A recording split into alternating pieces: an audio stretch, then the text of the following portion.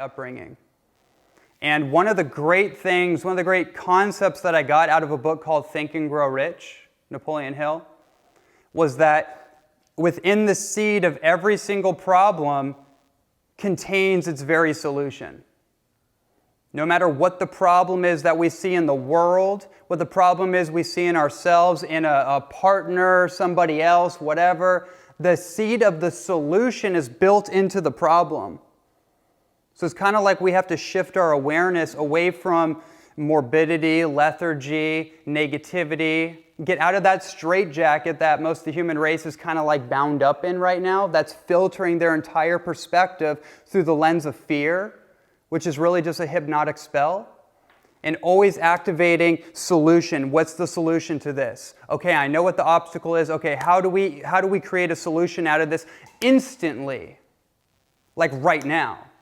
Because if we're going to focus on evolution, how do we evolve? We need to activate our potential for creating a solution immediately. We don't have time to focus on the problem, right? Who here came to this talk knowing that there's some kind of imbalance inside them?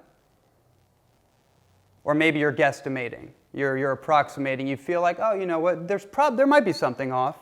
Or for some of us, it's pretty profound, it's pretty pronounced. You're like, I know there's something off. And so you come to a lecture like this to seek answers, right?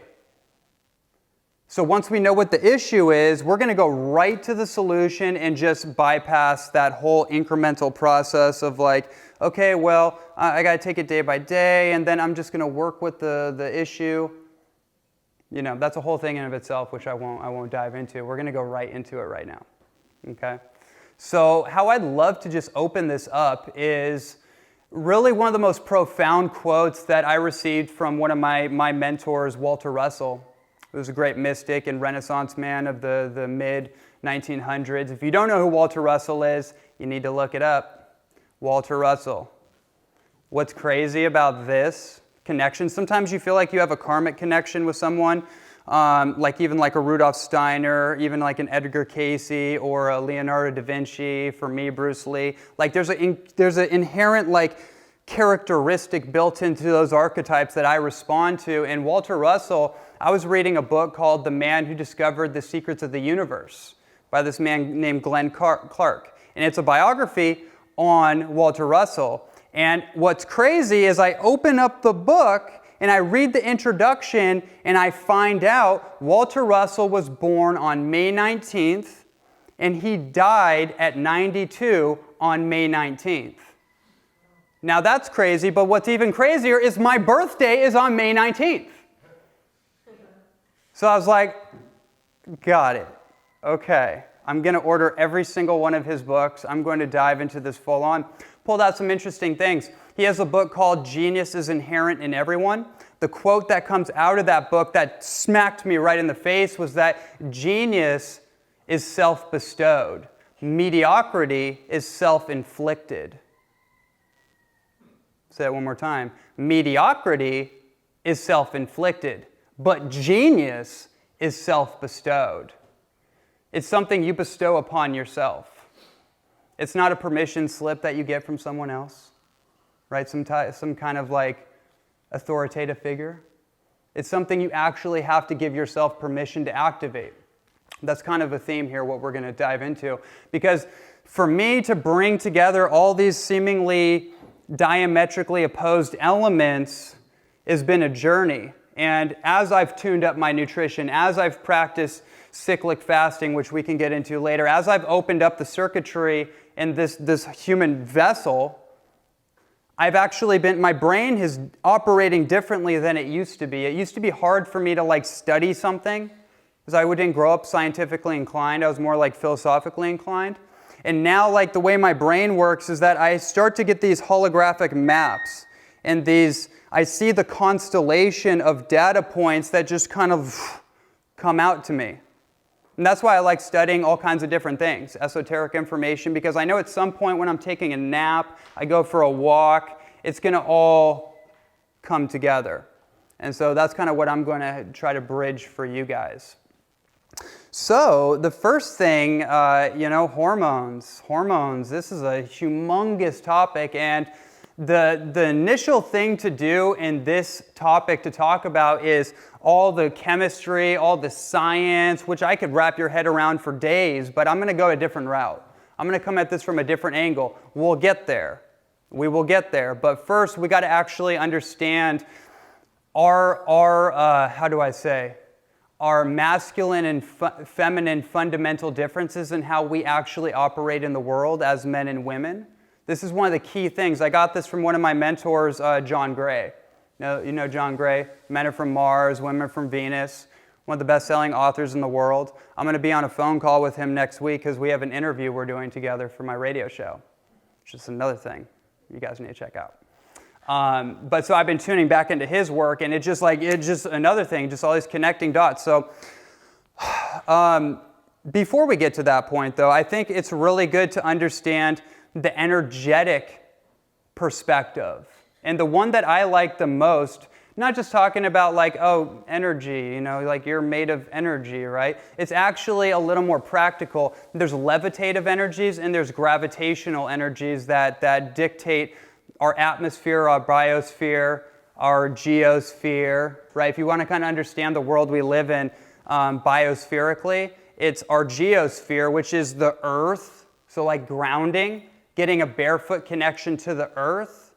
There's the hydrosphere, which is our body of water, like spring water, getting water directly from the womb of the earth as it levitationally is brought out and matured, it ripens out of the earth. Interesting idea, by the way. Every single time we drink water, well water, filtered water, distilled water, reverse osmosis water, dead water, it's unmatured water. It's not mature, it's not ripened. Would you eat unripened fruit? We get that idea, right? But when it comes to water, the only time water is truly ripened or truly matured as it's gone through the hydrological cycle of our earth and it's been naturally filtered through the geosphere as it comes up through a mountain and then comes out of a spout, like a fountain of youth, right? It's not like the fountain of, like the sink of youth, right? Or the filtration machine of youth. Right? It's the fountain of youth. It moves upwards, right? And then it comes out of the womb, out of the spout of the earth being a spring. And then you have the atmosphere, which is what we're breathing in. It's our air, right? We all get that. And then we have the heliosphere, the sun, and how we're being affected by the sun. And how we actually hormonally need the photon transmission of the sun, otherwise known as sunlight, to penetrate our bare skin. So we produce vitamin D. Vitamin D is your master hormone, by the way. It's the master hormone, vitamin D3. Vitamin D3 turns on more healing genetics in your body. It turns it on just like that, quicker than anything. Testosterone, progesterone, all these things, thyroid stimulating hormone, all these things that we're gonna jump into. Vitamin D is the activation trigger. But the sun causes cancer, doesn't it? Right? Now there's a little bit of a nuance there. There's UVA, UVB. UVA is the portion of that band of sunlight or the photon band that penetrates the clouds. And so it kind of goes deeper into the cells and can create kind of oxidation if you have too much of it. And then UVB is what you want, but you don't need to know any of that because it really has nothing to do with that. It has to do with what you're coating your skin with, right? Which is transdermally transmitting into your blood and lymph system. You know, you have pores. And the pores of your skin have little plugs that go right into your lymphatic system, which is kind of like your sewage system in your blood. And it's also what's cooking on inside of you. Now, when I just got into raw food, I didn't know nothing about nothing, but I got that. It made sense to me. I'm like, you know what, something about that makes sense. Learning to see things with innocent perception. And then the best you can, learning to adapt your perspective or your paradigm to start believing nothing but entertaining everything. It's kind of a thing, as we're going through this is what I propose to you. Let's get better at believing nothing to the best we can, but entertaining all possibilities. Very key idea there.